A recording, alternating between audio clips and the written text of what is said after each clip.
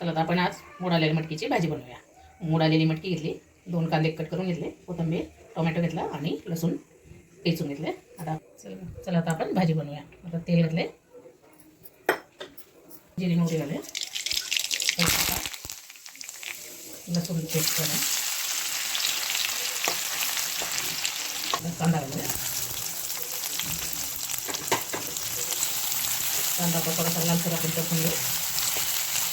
कांदा आता मसाला झाला आपला. आता आपण टोमॅटो घालूया.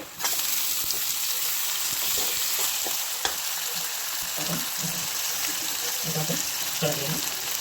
आता आपण हळद घालूया. नंतर हा दुकानचाच मसाला आहे, कांदा मसाला आहे, मिरची पावडर होते थोडी, गोडा मसाला,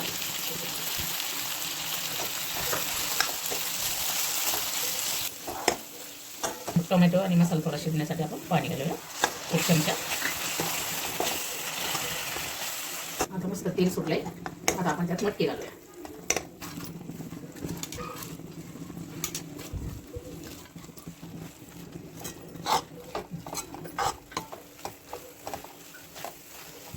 आपण लागेल तेवढं पाणी घालूया.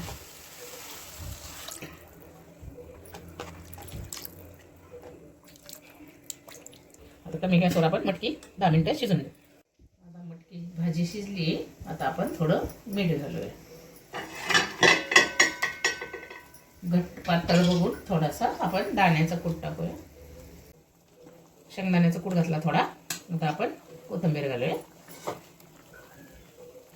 आता आपली भाजी तयार झाली.